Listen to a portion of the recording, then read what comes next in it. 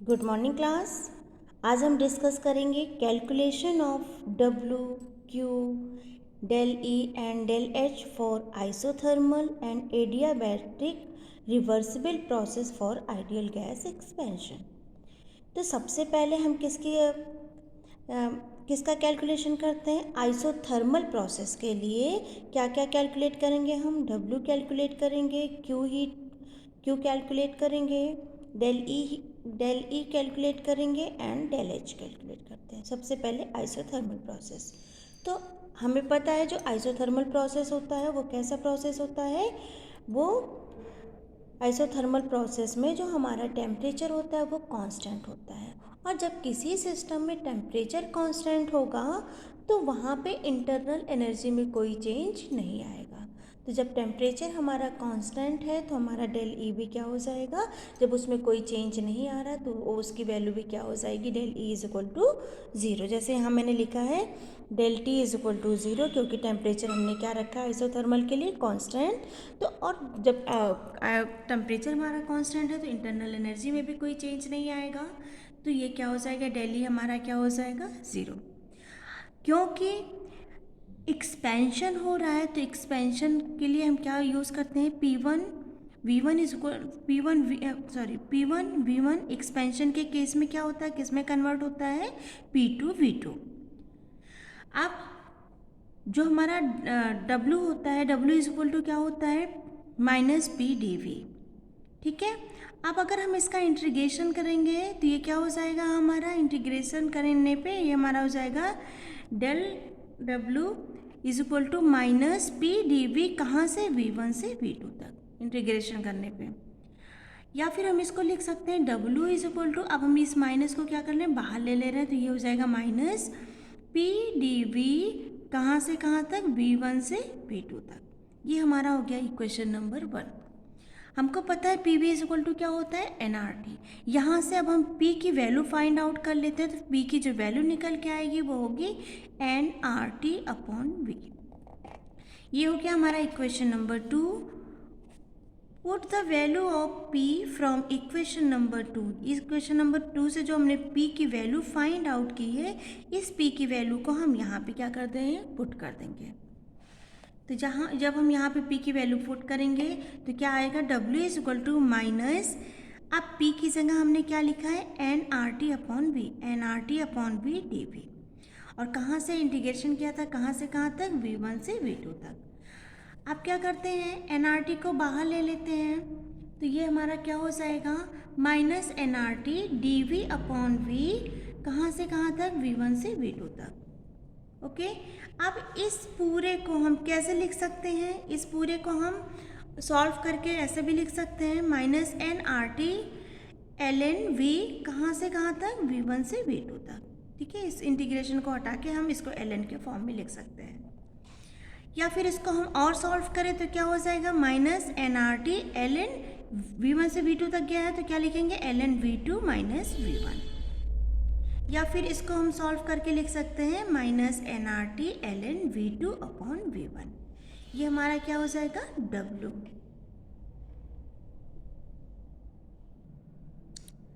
अब हम क्या कर सकते हैं? अब यहाँ पे इसको कट कर दो।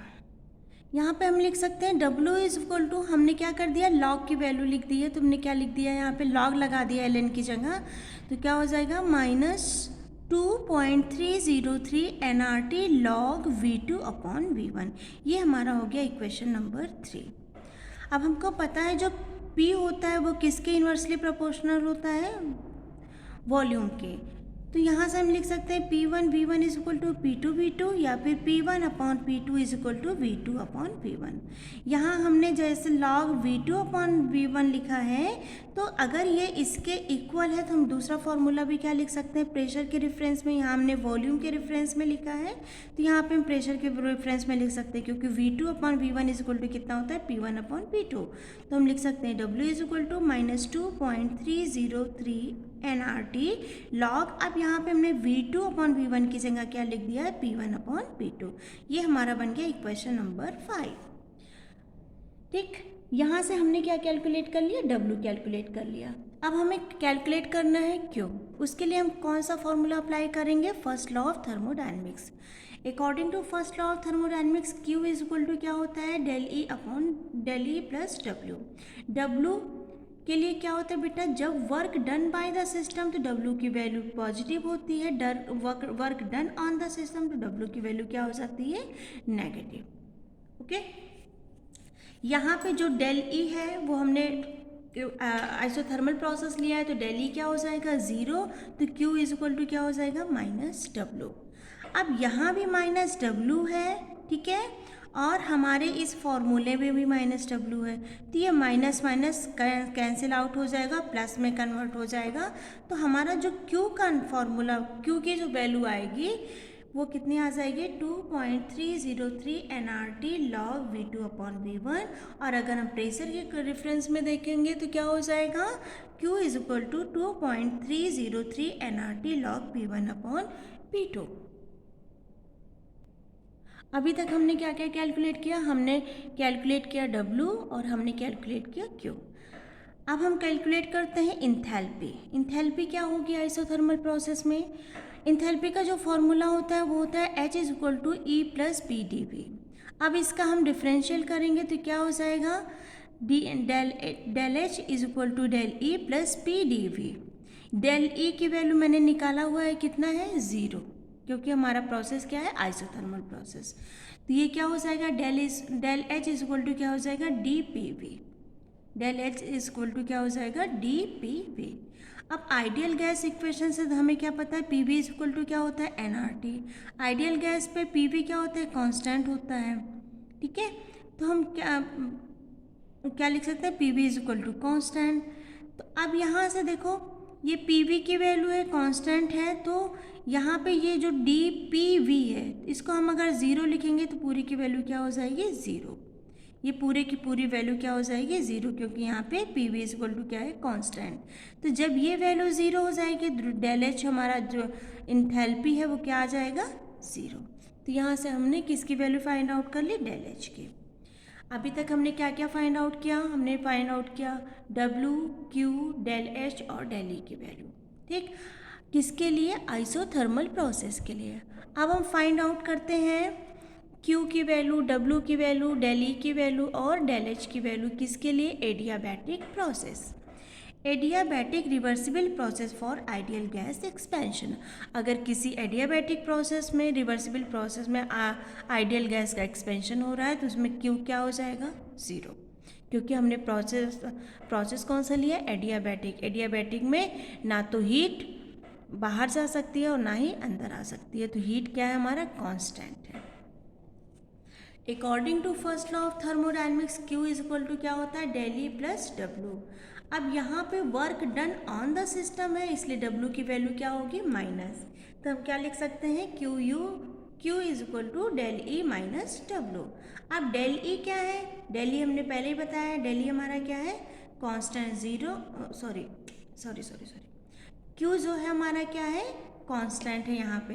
तो अगर यहाँ पे Q को हमने ज़ीरो लिखा है तो del E is equal to क्या हो जाएगा, W। अब according to heat capacity at constant value, जो हीट कैपेसिटी का फॉर्मूला हमने क्या निकाला था बहुत पहले, C V is equal to del E upon del T, ठीक है। तो यहाँ से हम डेल ई की वैल्यू निकाल सकते हैं, del E is equal to क्या हो जाएगा, सी वी डी टी, ठीक। और यहाँ पे हमने जो निकाला है डेल ई क्या है, del E is equal to W. यहाँ पे हमने क्या निकाला, del E is equal to C V D T. अब हम del E is equal to क्या है, डब्ल्यू, और डब्ल्यू इज इक्वल टू क्या हो जाएगा, सी वी डी टी। ये हमारा हो गया इक्वेशन नंबर 2।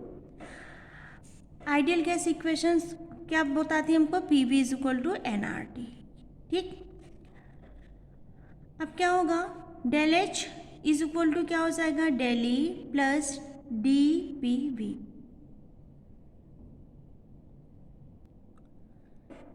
डेल एच हमने क्या निकाला था, डेल एच हमने निकाला था D E plus D P V, ठीक है, ये हमारा इक्वेशन नंबर 1 हो गया, ये 2 हो गया और ये 3 हो गया। From equation 1, 2 and 3 del H is equal to क्या हो जाएगा, यहाँ पे हमने डी ई लिखा है और डी ई की वैल्यू निकल के आई सी वी डी टी, तो हमने यहाँ सी वी डी टी लिख दिया। ठीक है, और यहाँ पे हमारा पी डी पी वी है, तो P V is equal to क्या है, एन आर टी, तो हमने क्या लिख दिया, D N R T, P V की जगह हमने क्या रख दिया, एन आर टी।